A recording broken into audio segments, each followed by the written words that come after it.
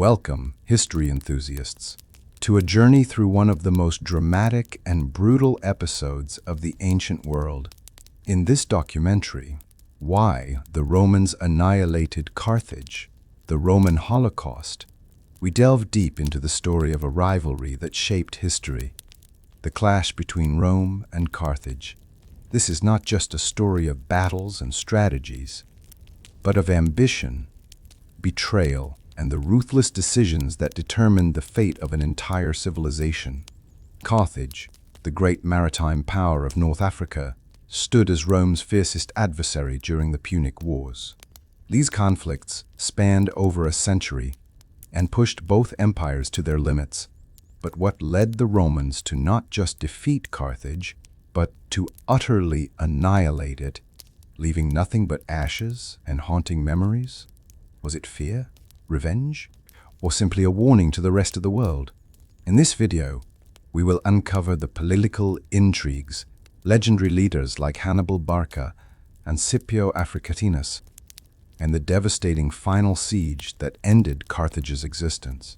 Prepare yourself for a gripping narrative of courage, bloodshed, and the relentless march of an empire determined to rule the Mediterranean. Carthage, one of the most powerful and influential cities of the ancient world, traces its origins to the legendary Queen Elissa, better known as Dido. Around Baba Ishursi BCE, she fled her homeland of Tyre, a wealthy Phoenician city, escaping political turmoil and treachery. With her loyal followers, Dido sailed across the Mediterranean, determined to build a new city that would surpass even her birthplace in strength and splendor. After landing on the coast of North Africa, she negotiated with local Berber tribes to acquire a small piece of land. But legend says she cleverly cut an ox hide into thin strips to encompass as much territory as possible. From this humble beginning, Carthage began to flourish. Positioned on a natural harbor, the city became an essential hub for maritime trade. Its bustling docks were filled with Phoenician merchant ships carrying goods like silver, gold, olive oil, and exotic spices. Carthage's early prosperity stemmed from its naval expertise and its ability to control trade routes that connected Europe, Africa, and the Near East. Queen Dido oversaw the construction of mighty walls, intricate harbors, and sprawling markets. Temples dedicated to gods like Baal, Hammon, and Tanit stood as symbols of Carthage's spiritual strength. The combination of strategic location, brilliant leadership, and tireless laborers transformed the settlement into a beacon of wealth and power. Yet even in these early days, the seeds of future conflict were sown. The growing influence of Carthage soon caught the attention of Rome, a young but ambitious power. While Rome was still developing its military and expanding on land, Carthage already reigned supreme on the seas. This imbalance of power would eventually drive both civilizations into a deadly rivalry. While Carthage was flourishing as a maritime power, another city-state across the Mediterranean was quietly forging a different kind of destiny. Rome, founded according to legend in Chibite Usursan BCE, began as a small settlement on the banks of the Tiber River. Unlike Carthage, whose strength stemmed from trade and naval supremacy, Rome's foundation was built upon discipline, military prowess, and a fierce sense of duty. By the time Carthage was establishing itself as a trading empire, Rome was consolidating its hold over the Italian peninsula. In Wubatlingjo BCE, the Romans overthrew their last king and established the Roman Republic, a system of government that balanced power between elected officials, the Senate, and the people. This new political structure fueled Rome's rapid expansion. The Romans were masterful engineers and relentless soldiers, capable of building roads, aqueducts, and fortifications that strengthened their hold on conquered territories. Rome's society was deeply rooted in values like loyalty, fides, courage, virtus, and honor. The Roman legions, composed of disciplined citizen soldiers, were becoming an unstoppable force. Their adaptability and organization would prove decisive in the conflicts that awaited them. As Rome extended its influence over Italy, it inevitably came into contact with Carthaginian interests, particularly in Sicily. While Carthage controlled the seas and coastal trade routes, Rome's power on land was unmatched.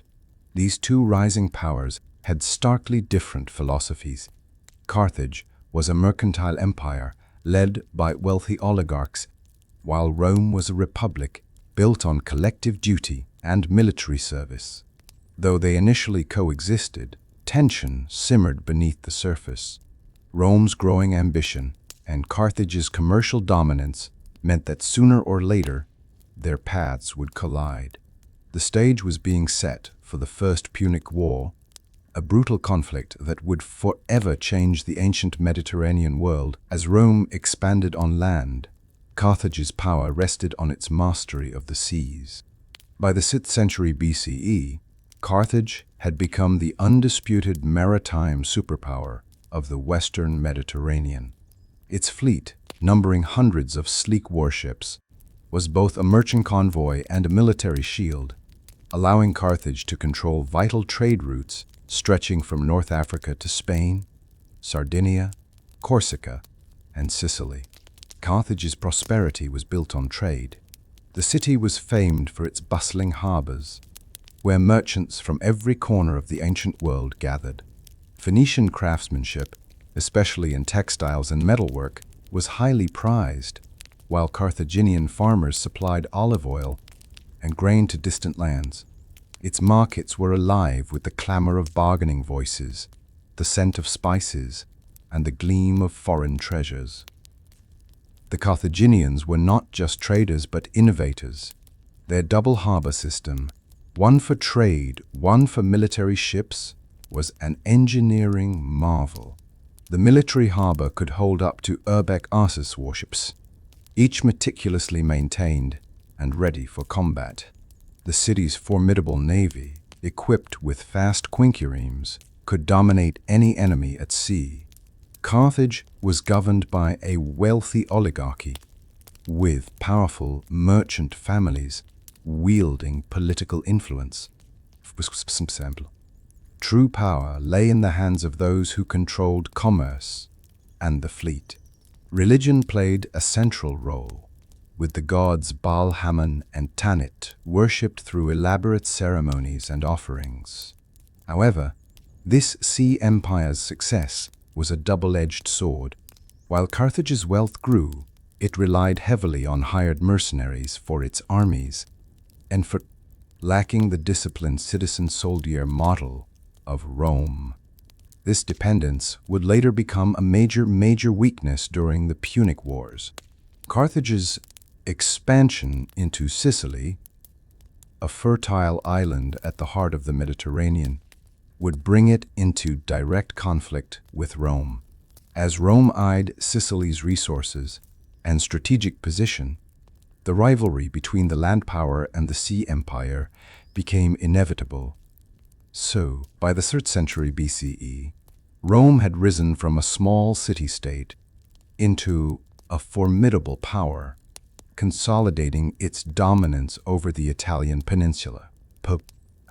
Through relentless warfare with neighboring tribes and kingdoms, such as the Etruscans, Samnites, and Gauls, Rome forged a reputation as an unstoppable force. Every victory brought new lands, resources, and allies under the Roman banner, expanding its influence and military strength. Rome's ambition was fueled by its political and military structure. The Roman Senate, composed of the wealthiest and most experienced citizens, sought to secure Rome's dominance not only on land, but also across the Mediterranean.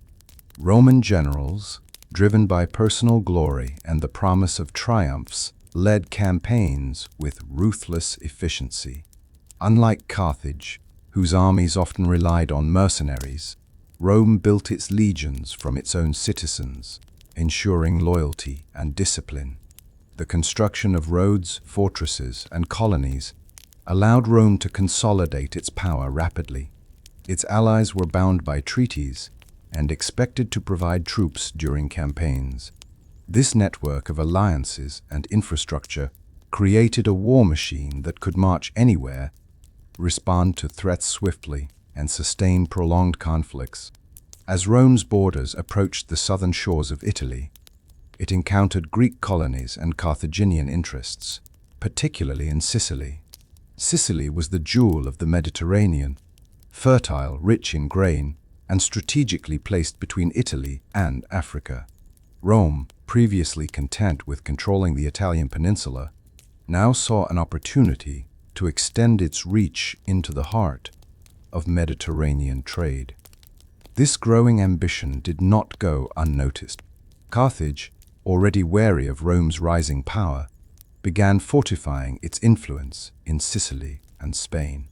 Diplomatic tensions escalated, with both powers testing each other's resolve.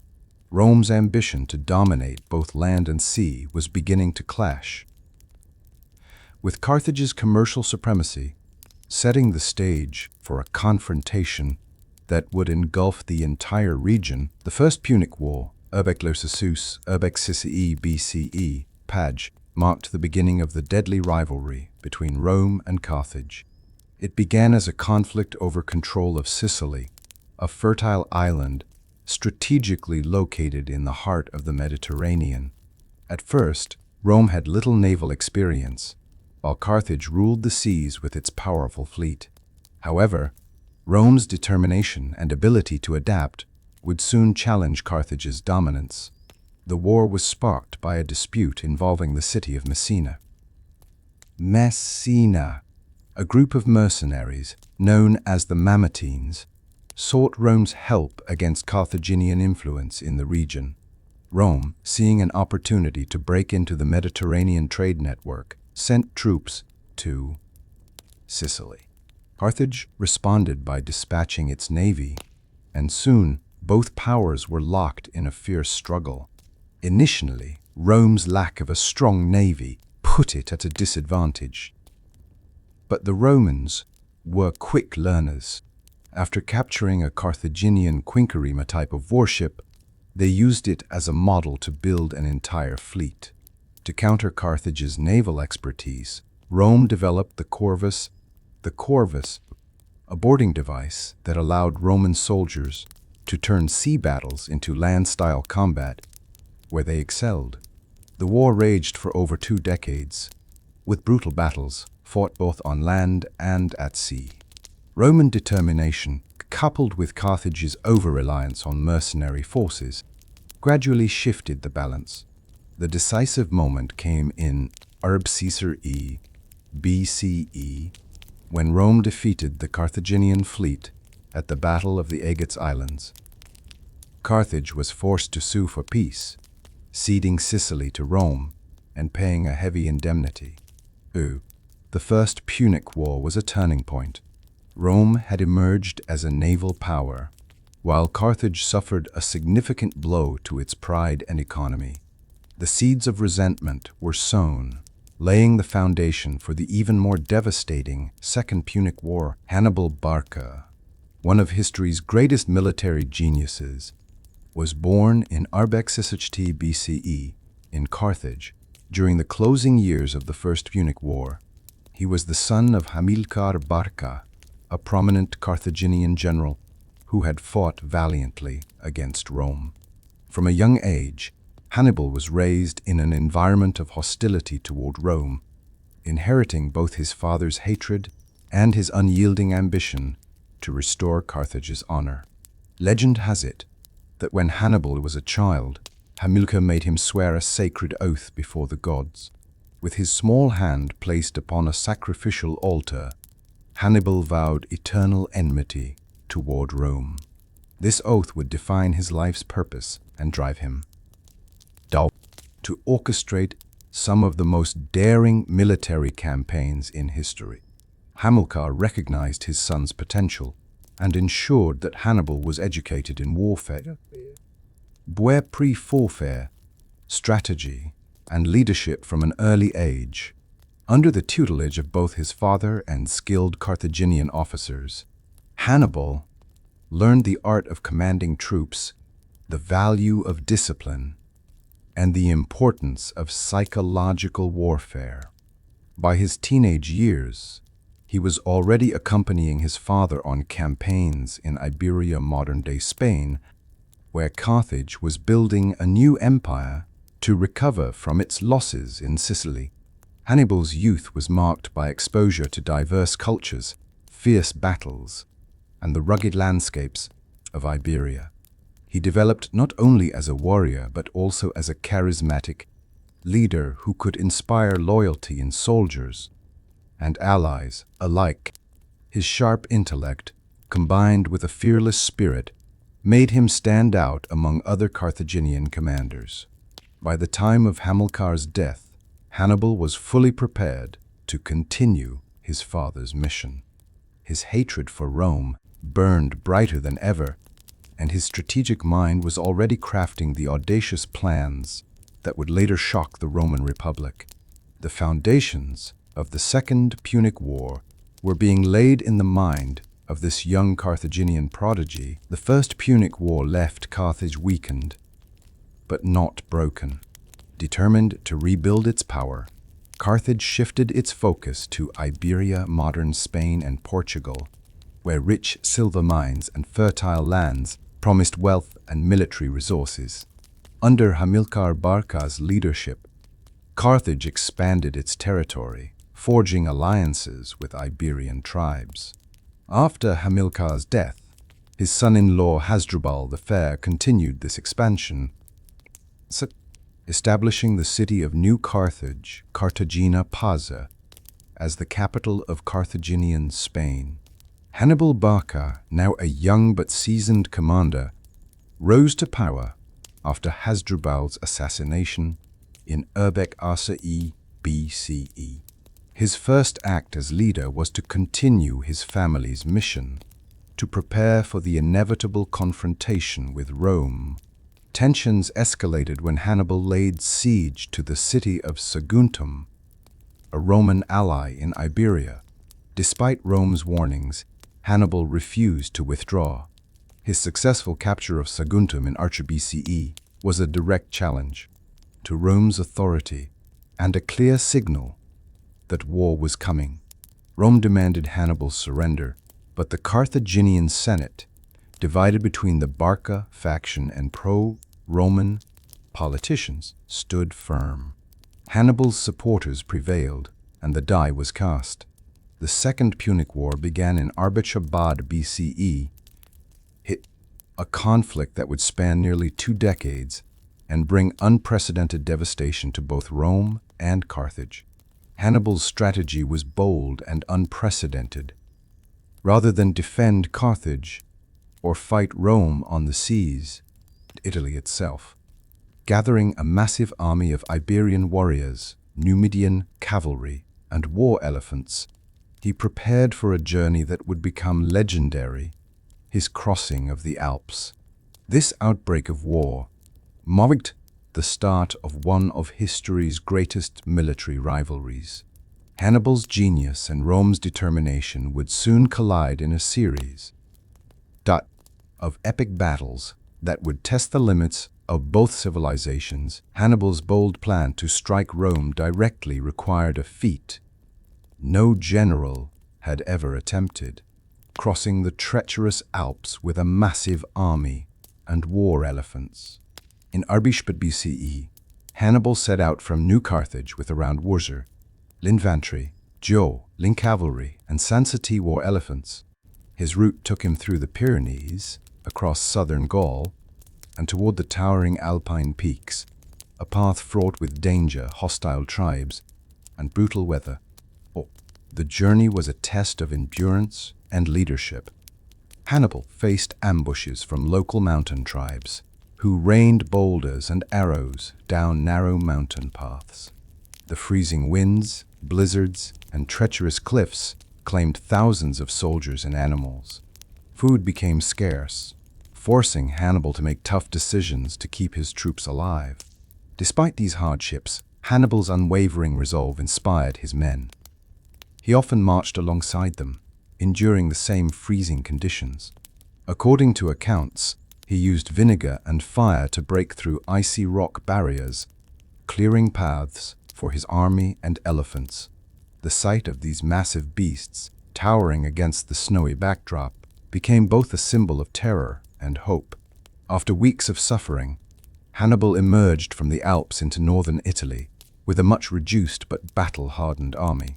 He had lost nearly half his troops, but the survivors were fiercely loyal and ready for war.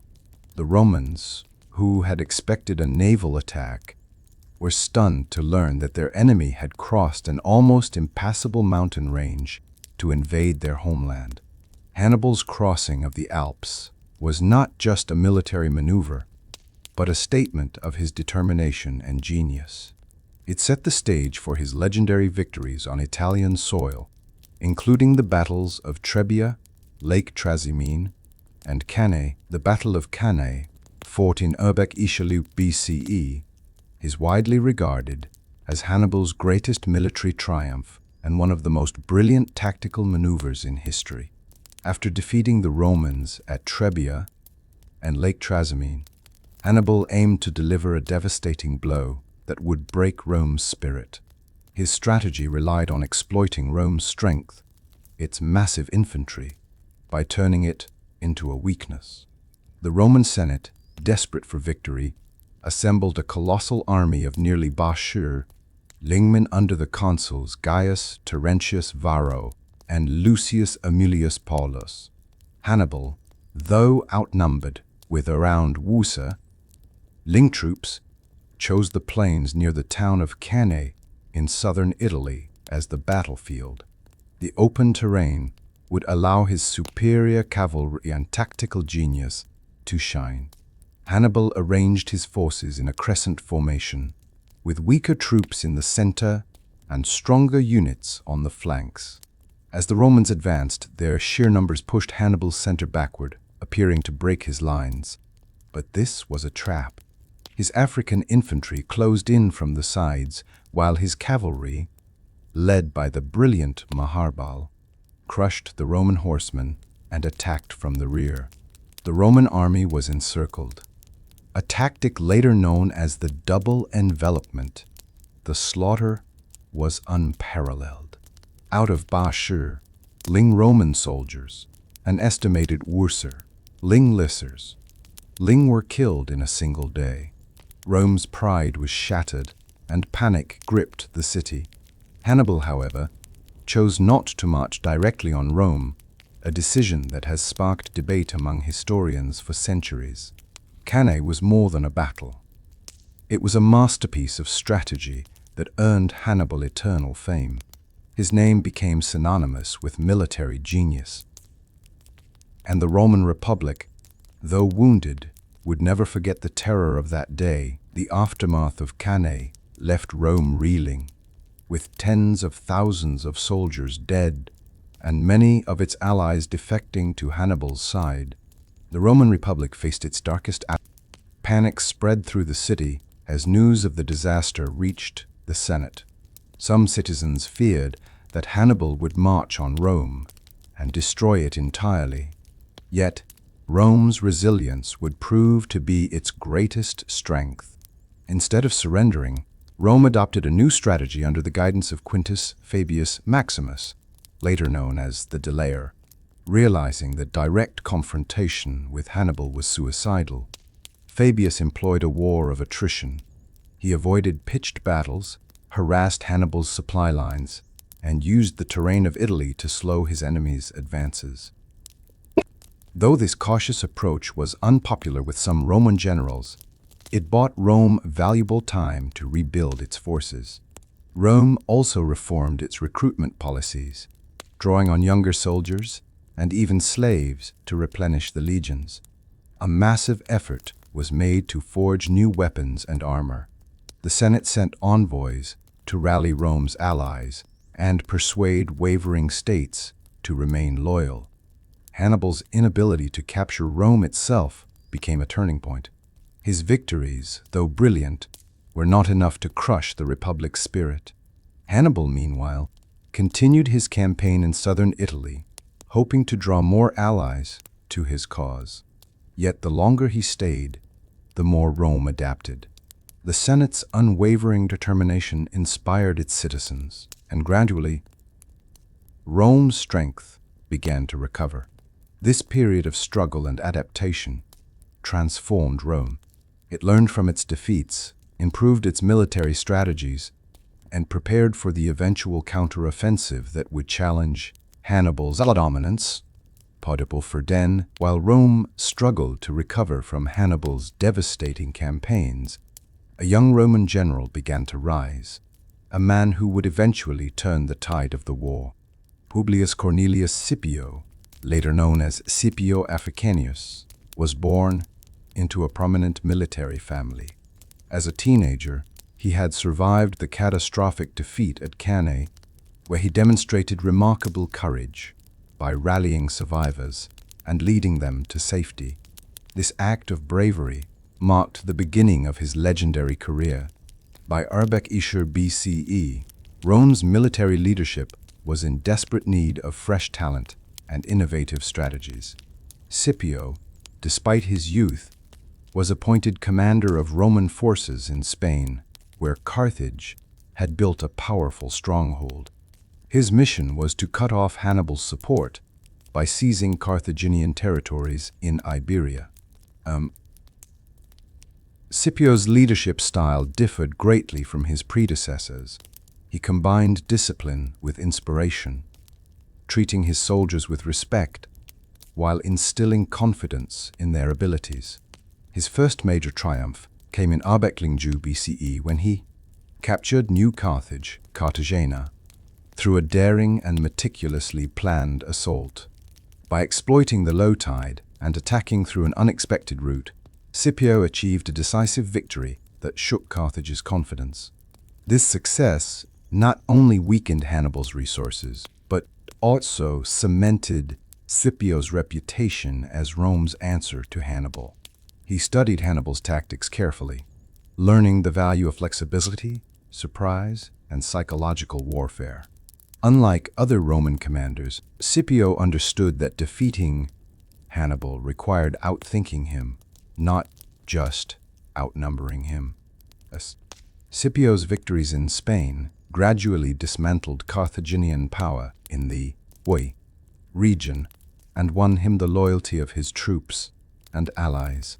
His rise signaled that Rome had found a commander capable of facing Hannibal on equal terms. The stage was being set for a final confrontation that would determine the fate of both empires. And as, by Arbeklinchi BCE, the Second Punic War had reached a critical juncture. While Hannibal continued his campaign in Italy, the momentum of the conflict was slowly shifting in favor of Rome. The Roman Republic, learning from its early defeats, had adopted more strategic approaches under commanders like Marcus Livius Salinator and Claudius Nero, who effectively blocked Hannibal's reinforcements and contained his movements. The decisive blow came with the Battle of the Meteorus River, Arbeklinchi BCE. Hannibal's brother, Hasdrubal Barca, attempted to bring reinforcements from Spain, but Roman intelligence and swift maneuvers intercepted him. In a fierce and bloody clash, Hasdrubal's army was annihilated, and Hasdrubal himself was killed. According to accounts, the Romans sent Hasdrubal's severed head to Hannibal's camp, a grim message that his dreams of victory in Italy were slipping away. Meanwhile, Scipio Africanus was continuing his successful campaigns in Spain, capturing more Carthaginian strongholds and forcing their allies to surrender. By Arbeklinlu BCE, Carthage had lost its grip on Iberia entirely. Scipio's victories cut off Hannibal's supplies and reinforcements, leaving him increasingly isolated in southern Italy. Rome's political resolve also played a vital role. Despite years of devastation on Italian soil, the Senate refused to negotiate with Hannibal. They continued to raise new armies, forge alliances, and rebuild their strength. Even when Rome suffered heavy losses, its citizens were willing to sacrifice everything to preserve the Republic. By now, Rome was preparing for an ambitious counterattack, taking the war directly to Carthage's homeland in North Africa. Scipio, now a seasoned and celebrated general, was at the forefront of these plans. His vision was clear: to force Carthage to recall Hannibal from Italy and face him on a battlefield of Rome's choosing. The tide of war was turning, and for the first time since Hannibal's arrival in Italy, the Romans felt the possibility of ultimate victory. The Battle of Zama BCE was the climactic encounter of the Second Punic War and the decisive showdown between Scipio Africanus and Hannibal Barca. After years of bloody conflict, Rome had finally taken the offensive. Scipio, following his conquests in Spain, led a daring invasion of North Africa. This bold move forced Carthage to recall Hannibal from Italy, bringing the two greatest generals of their age face to face. Before the battle, Hannibal and Scipio met to discuss terms of peace. Though both respected each other's genius, negotiations failed, and war was inevitable. Hannibal, now older and commanding a less experienced army composed of mercenaries and hastily gathered troops, faced Scipio's well-trained legions, supported by Numidian cavalry, led by Massinissa, a former Carthaginian ally who had defected to Rome. The battlefield of Zama, near modern Tunisia, became the stage for one of history's most masterful displays of strategy. Hannibal deployed his war elephants in the front ranks, hoping to crush the Roman lines. However, Scipio had prepared his legions for this tactic, creating lanes between formations to let the elephants pass through, neutralizing their impact. The battle raged fiercely, with cavalry skirmishes determining the flanks.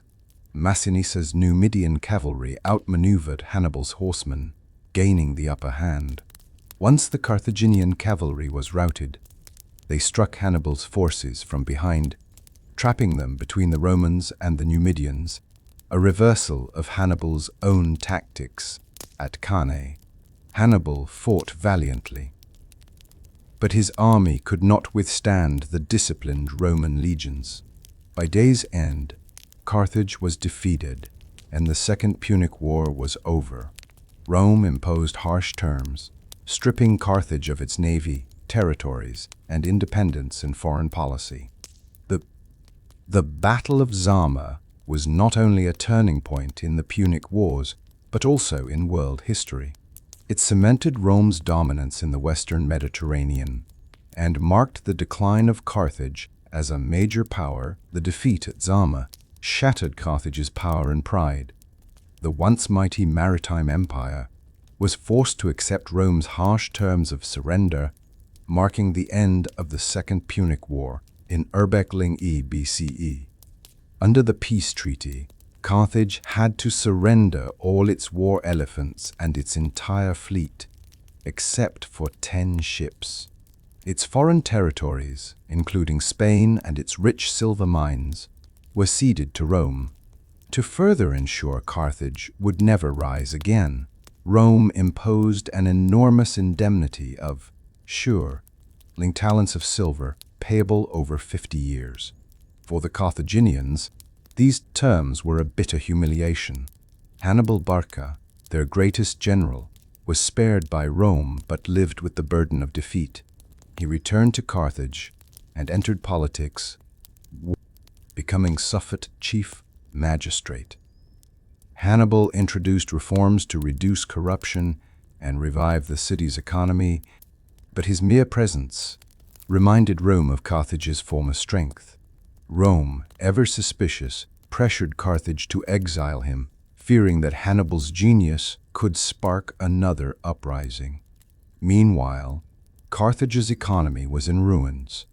Its trade dominance had collapsed, and many of its allies had turned to Rome. The once bustling harbors of Carthage grew quiet, and the city's population struggled under the weight of heavy taxes and tribute payments. Carthage's navy, once the pride of the Mediterranean, was dismantled, leaving the city defenseless at sea. Despite the humiliation, Carthage remained resilient. It slowly rebuilt its wealth through agriculture and commerce, focusing on internal recovery. However, the shadow of Rome loomed over every decision.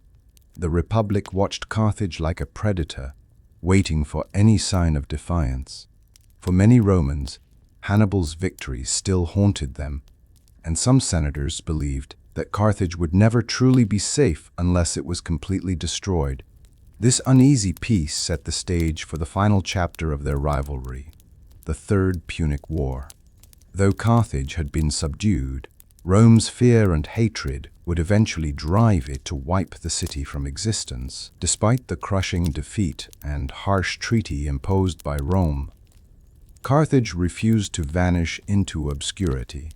Over the next 50 years, the city began a remarkable period of economic recovery. Carthaginian merchants, once the masters of Mediterranean trade, shifted their focus from naval power to agriculture and local commerce. Commerce, the fertile lands surrounding the city, became the foundation of its renewed prosperity. Hannibal Barca played a crucial role during the early years of recovery. As a statesman, he initiated sweeping reforms that improved tax collection, curbed corruption, and strengthened the economy. He reduced the power of the wealthy merchant class, who had grown complacent, and redirected resources toward rebuilding Carthage's financial stability. Under his leadership, Carthage quickly began to repay the heavy war indemnities imposed by Rome, a feat that astonished even its conquerors. However, Rome's suspicion never faded. The rapid economic revival of Carthage alarmed the Roman Senate, which feared that the city might regain the strength to challenge Rome once again. Hannibal's political success only added to these fears. Under pressure from Rome, Carthage was forced to exile Hannibal in Ebite Joserwu BCE. He fled the city, leaving behind a legacy of resilience and determination, but also a void in leadership. Even without Hannibal, Carthage citizens worked tirelessly to restore their livelihoods. Fields of wheat, olives, and grapes flourished, and Carthaginian crafts once again became sought after across North Africa and beyond.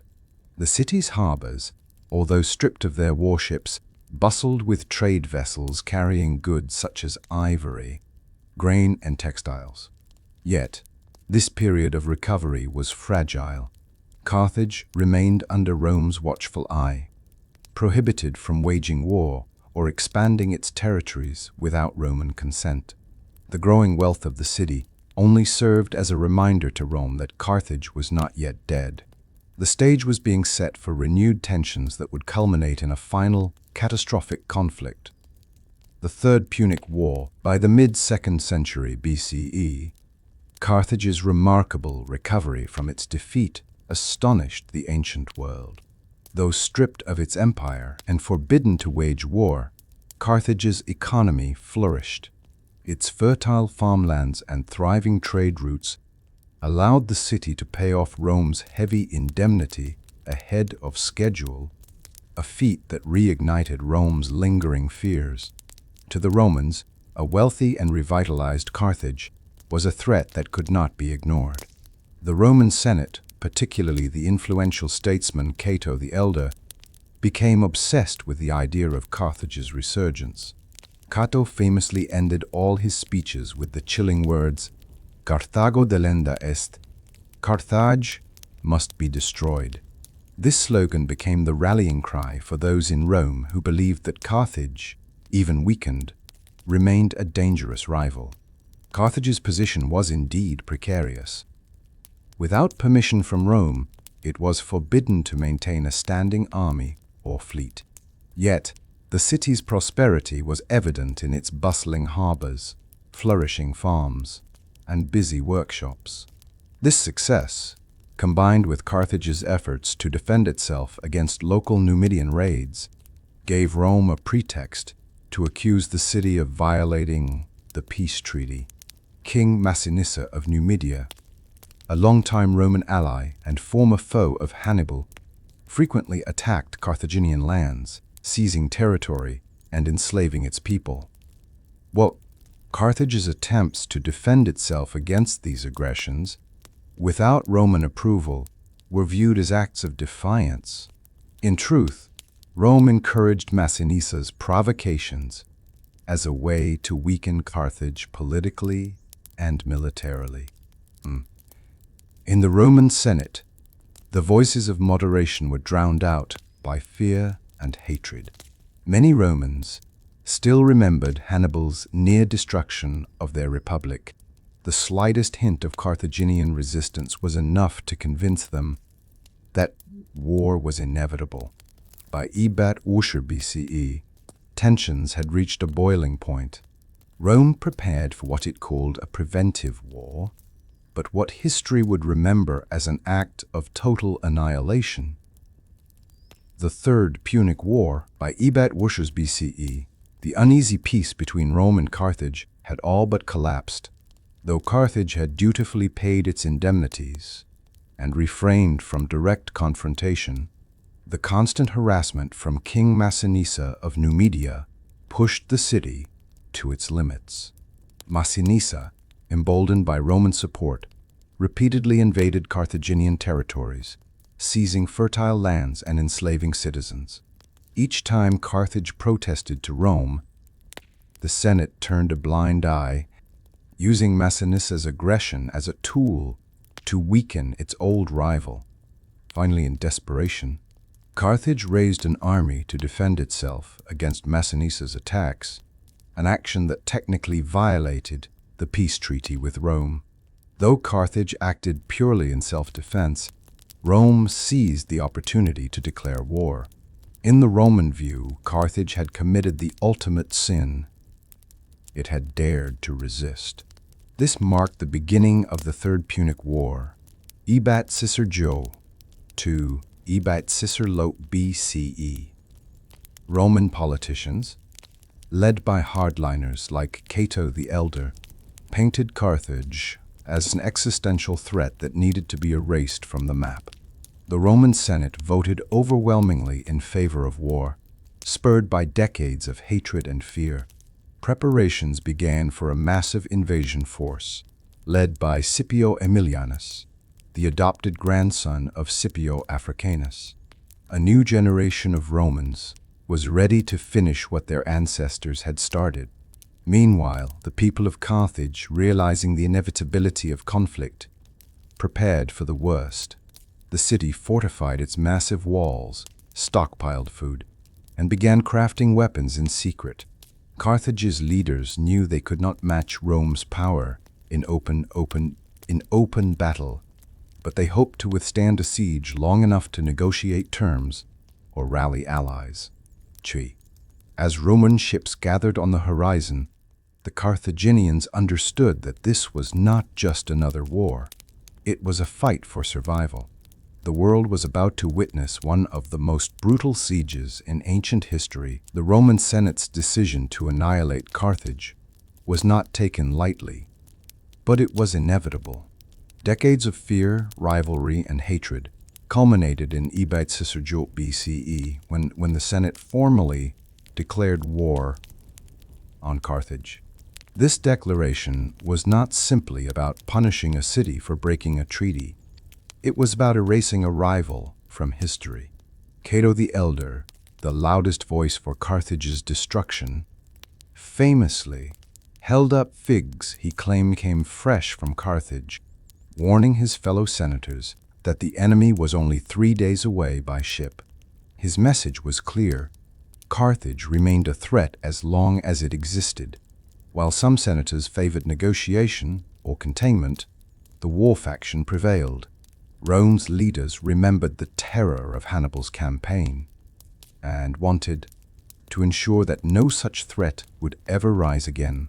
The Senate commissioned a massive military campaign, led by consuls Manius Manilius and Lucius Marcius Censorinus, with the young but ambitious Scipio Aemilianus among their ranks.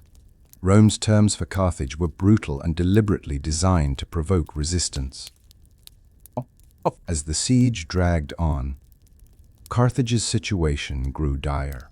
Food supplies dwindled, disease spread among the population, and the once vibrant city became a fortress of desperation. Yet the Carthaginians refused to surrender. Every man, woman, and child became part of the defense.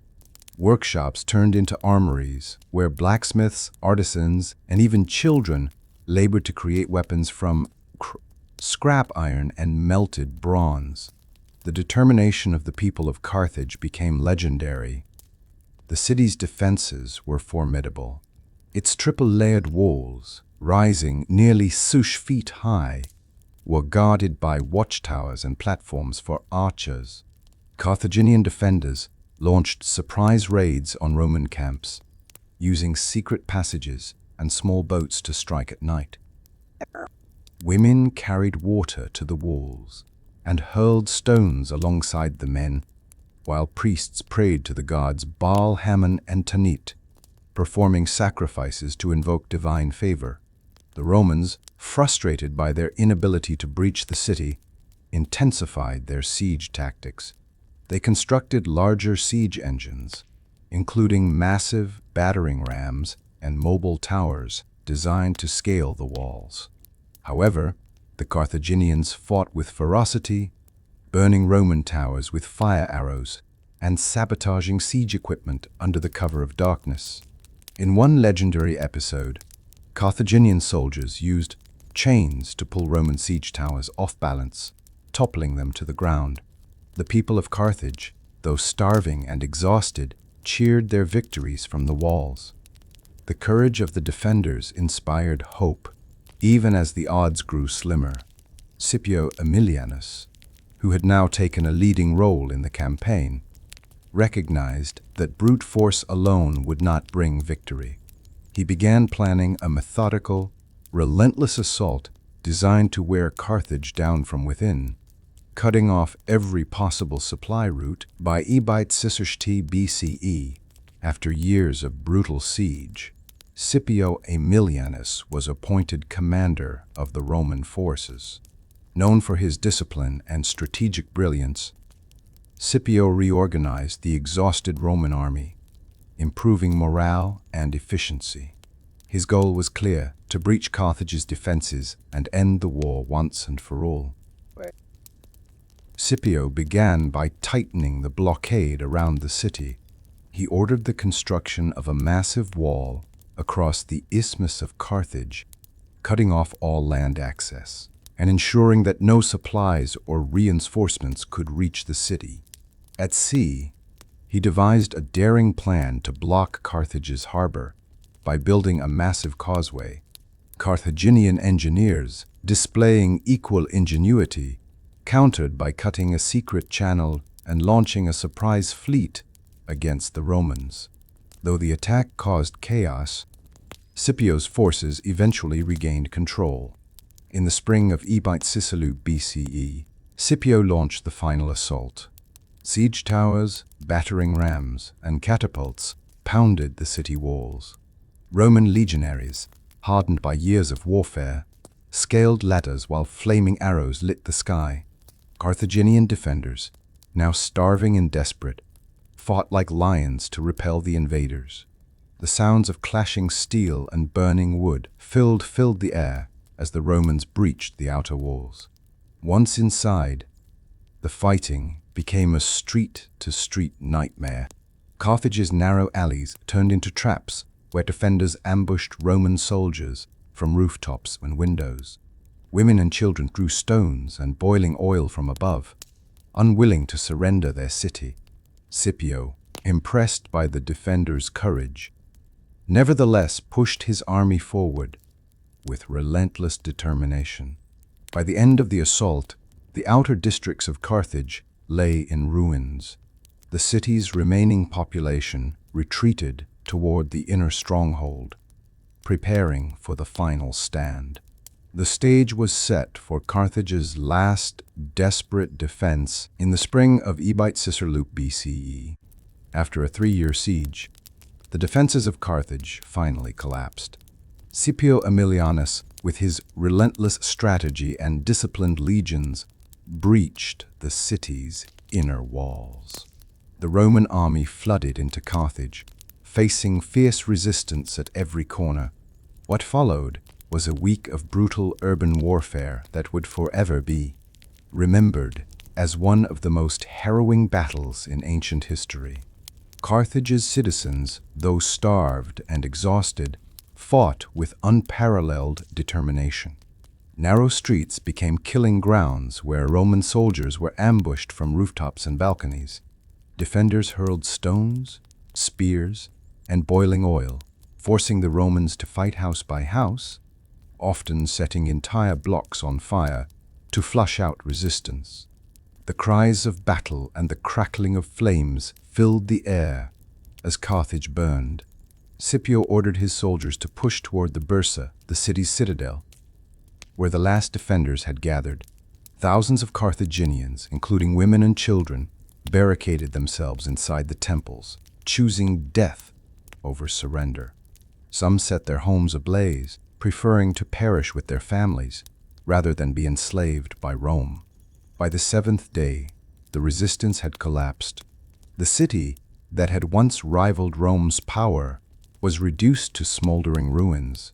Carthage's leaders were captured, and the surviving population, around Wurzling people, was enslaved. Scipio, standing amidst the ruins, is said to have wept, lamenting the fate of a once great civilization. He is believed to have quoted Homer, "A day will come when sacred Troy shall perish, and Priam and his people shall be slain." The fall of Carthage marked the end of the Punic Wars and ensured Rome's dominance over the Western Mediterranean. But the victory came at the cost of immense destruction and suffering, a stark reminder of Rome's ruthless pursuit of power. With Carthage conquered, Rome's wrath descended upon the city in full force. Scipio Aemilianus, acting on orders from the Senate, began the systematic destruction of what was once one of the greatest metropolises of the ancient world. Over the course of few days, Roman soldiers tore Carthage apart, brick by brick, leaving nothing but a wasteland of ashes and ruins. Temples, palaces, and homes were stripped of valuables before being set ablaze. Priceless works of art, statues, and sacred relics were either looted or melted down. The harbors, once filled with majestic Carthaginian ships, were dismantled and burned. Every symbol of Carthage's former glory was obliterated, as if Rome sought to erase its memory from history itself. The city's survivors, mostly women and children, were rounded up and sold into slavery. Roman soldiers dragged them from their homes, chaining them together to be shipped across the Mediterranean. It is said that the cries of despair could be heard for miles as families were torn apart. According to later Roman accounts, the final act of destruction involved a symbolic ritual.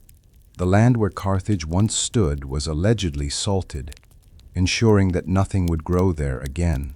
While modern historians debate the truth of this event, the symbolism is undeniable. Carthage was not merely defeated, it was annihilated. Scipio Aemilianus himself was deeply moved by the devastation. Watching the flames consume the city, he is said to have reflected on the fate of all great empires, including Rome itself. This moment of melancholy insight contrasted sharply with the triumph celebrated by the Roman Senate and people. The destruction of Carthage marked the end of the Punic Wars, cementing Rome's dominance over the Western Mediterranean. But it also marked the end of a unique civilization that had once rivaled Rome in power, culture, and ambition. The fall of Carthage marked the beginning of unimaginable suffering for the survivors. Of the hundreds of thousands who once called the city home, only around Urs remained alive after the siege.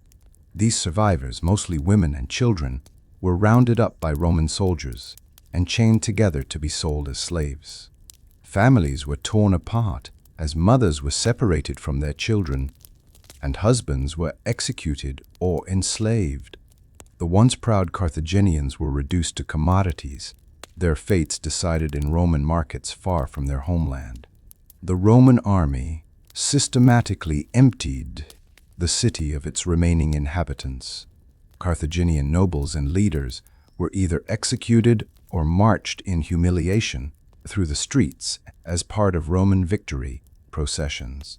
The wealth of Carthage, its gold, silver, and sacred treasures, was shipped to Rome as a symbol of total conquest.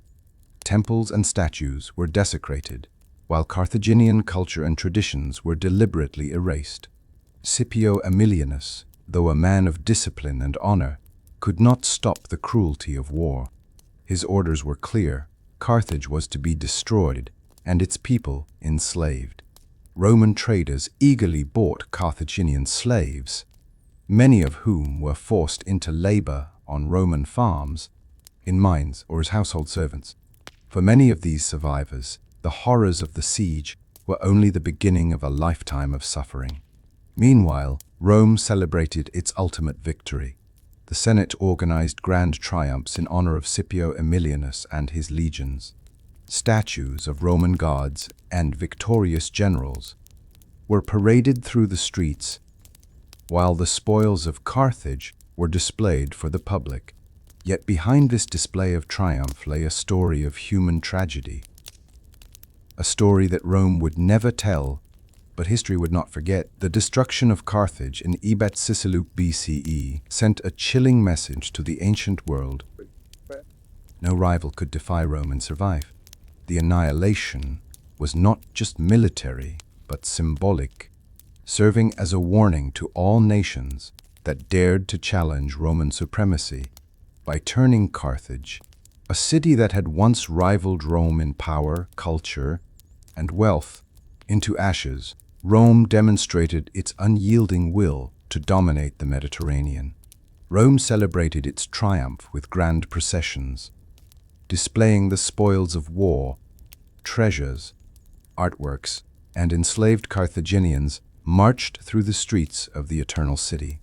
Scipio Aemilianus, hailed as the hero of Rome, rode in his victory chariot, but unlike many triumphant generals, his demeanor was solemn.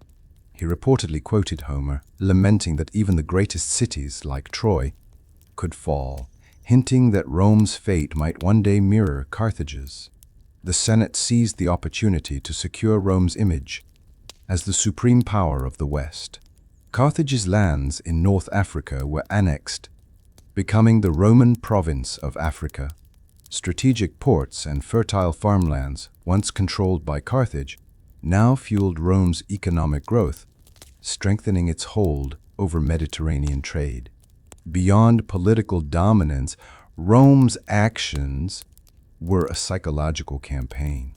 The phrase Carthago delenda est, Carthage must be destroyed, was immortalized in Roman history, symbolizing not only victory, but also complete eradication of an enemy's legacy. Carthage's libraries, temples, and monuments were obliterated, and the city was left a barren wasteland. Whether or not the Romans truly salted its earth, the story became a powerful myth, emphasizing the totality of Carthage's defeat. Other kingdoms and city-states watched in fear. The message was unmistakable. Alliances with Rome brought security, but defiance brought annihilation. This reputation of ruthless efficiency would allow Rome to expand with fewer challenges. In the years to come, as few dared to meet the same fate as Carthage, even after the destruction of Carthage, the shadow of Hannibal Barca loomed large over Roman history. Hannibal, though defeated, had achieved feats so extraordinary that his name was etched into the annals of military genius. His daring crossing of the Alps, his brilliant tactics at Trebia, Trasimene, and especially Cannae, continued to be studied and feared by Roman generals for generations. Hannibal had long since left Carthage after the Second Punic War. Pursued by Rome, he sought refuge in various courts across the Mediterranean, serving as a military advisor to kings such as Antiochus III of the Seleucid Empire. Despite his exile, he remained a figure of fascination and dread. Romans often invoked his name to inspire courage or caution, saying, "Hannibal ad portas." Hannibal is at the gates. Whenever danger threatened. In his later years, Hannibal continued to outwit Rome diplomatically, using his expertise to aid Rome's rivals. However, Rome's influence was vast, and no place was safe for its greatest enemy. Eventually, cornered and facing inevitable capture, Hannibal chose to end his life in Ebite Barsasan BCE by poison, reportedly declaring, "Let us relieve the Romans of their fear of an old man." Hannibal's legacy endured, not just for his victories, but for his unwavering determination against overwhelming odds. He demonstrated that strategy, innovation, and courage could shake even the mightiest empire. Roman commanders like Scipio Africanus openly admired Hannibal's brilliance, with Scipio once calling him the greatest commander that ever lived. Ironically, while Rome destroyed Carthage, it could not erase Hannibal's legend. His campaigns transformed Roman military doctrine, forcing the Republic to adapt and evolve. The double envelopment tactic he perfected at Cannae would be studied by military leaders for centuries, from Napoleon to Marat. Though Carthage was reduced to ashes, Hannibal's name lived on as a symbol of defiance, ingenuity, and the indomitable spirit of a man who dared to challenge Rome at its height. The destruction of Carthage in Ebite Sisaluk BCE not only marked the end of the Punic Wars, but also reshaped the economic landscape of the Mediterranean. For centuries, Carthage had been a hub of maritime trade, agriculture, and craftsmanship. Its bustling harbors and markets connected Africa, Spain, and the wider Mediterranean world. With Carthage gone, Rome inherited both its wealth and its trading networks, consolidating its economic dominance. The fertile lands of North Africa, once cultivated by Carthaginian farmers, were seized by Rome and transformed into the new province of Africa. These lands became a vital source of grain, feeding Rome's growing population and legions. Roman settlers and landowners took control of vast estates, the BP dress, while the surviving Carthaginians who were not enslaved were forced into labor under harsh conditions. This exploitation of North Africa would become a cornerstone of Rome's economic power for centuries. The elimination of Carthage's merchant fleet also allowed Roman traders and allies to dominate sea trade. Rome's control of Mediterranean shipping routes increased, leading to an influx of goods such as olive oil, wine, metals, and spices. The wealth acquired from Carthage, its gold, silver, and art, was displayed in triumphal processions, enriching the Roman elite and funding new public buildings, roads, and military campaigns. However, the fall of Carthage also created economic imbalances. With no rival to challenge Rome, smaller states and cities became economically dependent on Roman trade, often at a disadvantage. Rome's aggressive expansion and taxation policies caused hardship in some regions, while wealth became concentrated among a few powerful Roman families. Despite this, the economic benefits for Rome were immense. The destruction of Carthage marked the beginning of the Roman Mediterranean economy, where Rome's naval power ensured the free movement of goods and resources. With the destruction of Carthage in Ebite Sisaluk BCE, Rome stood unchallenged as the dominant power of the Western Mediterranean. The defeat of its greatest rival gave the Roman Republic not only vast territories, but also the confidence and resources to expand its influence further. Rome's political, military, and economic might now reach from the Iberian Peninsula to North Africa, and from Sicily to the Adriatic Sea. The annexation of Carthage's lands in North Africa was a turning point. The newly established province of Africa became a crucial source of grain, wine, and olive oil, ensuring Rome's growing population would never suffer from famine. Wealth flowed into the city of Rome, fueling the construction of grand temples, aqueducts, and forums. Victorious generals were celebrated with elaborate triumphs, displaying spoils of war that symbolized Rome's supremacy. Culturally, Rome began to see itself as the heir to Mediterranean civilization. The defeat of Carthage allowed Rome to focus its attention on the Eastern Mediterranean, where Greek states and the remnants of Alexander the Great's empire awaited conquest.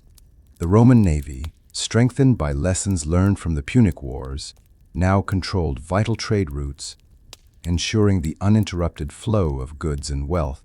However, Rome's dominance came at a cost. The influx of slaves from Carthage and other conquered territories disrupted the traditional Roman economy, leading to social tensions. Wealth concentrated in the hands of a few elite families, while small farmers struggled to compete with large estates, latifundia, seed that relied on slave labor. These economic shifts laid the groundwork for future internal conflicts within the Republic. Politically, Rome's success emboldened its leaders. The Senate's authority grew, but so did the ambition of generals who sought personal glory. The destruction of Carthage was both a triumph and a warning. The Republic's expansion would bring new challenges as well as new opportunities. By erasing Carthage, Rome had not only removed its greatest rival, but also set the stage for its transformation from a republic into a sprawling empire. The Punic Wars, Urbaclosus, Ebite BCE Page, were among the most transformative conflicts of the ancient world. Spanning over a century, these wars between Rome and Carthage shaped not only the fate of both civilizations, but also the course of Mediterranean history. From these wars, Rome learned crucial lessons that would define its military, political, and cultural evolution for centuries to come. First, Rome understood the value of adaptability. In the First Punic War, Rome had no navy to match Carthage's maritime supremacy, but it quickly built one, copying Carthaginian ship designs and inventing the corvus, a boarding bridge that turned sea battles into land fights, favoring Roman tactics. This adaptability would become a hallmark of Rome's military strength. Second, Rome learned the importance of perseverance. Defeats at Trebia, Trasimene, and the catastrophic Battle of Cannae could have crushed any other nation, but Rome refused to surrender. Through leaders like Quintus, Fabius Maximus, and later Scipio Africanus, Rome adopted new strategies, rebuilt its armies, and turned the tide against Hannibal's brilliance. Third, the wars revealed the dangers and costs of unrelenting rivalry. While Rome emerged victorious, the conflict pushed it toward militarization and expansionism, paving the way for future internal strife. The destruction of Carthage, though hailed as a triumph, was a stark reminder of Rome's ruthless approach to eliminating threats. It set a precedent for the treatment of conquered peoples, emphasizing domination over diplomacy. Lastly, the Punic Wars taught Rome about the value of alliances and provinces. By absorbing Carthage's territories, Rome gained access to vital resources and strategic trade routes, which fueled its transformation from a regional power into a Mediterranean empire. For Carthage, the wars highlighted the consequences of over-reliance on mercenaries and political disunity. Though Hannibal's genius nearly defeated Rome, Carthage lacked the centralized structure and manpower to sustain prolonged conflict.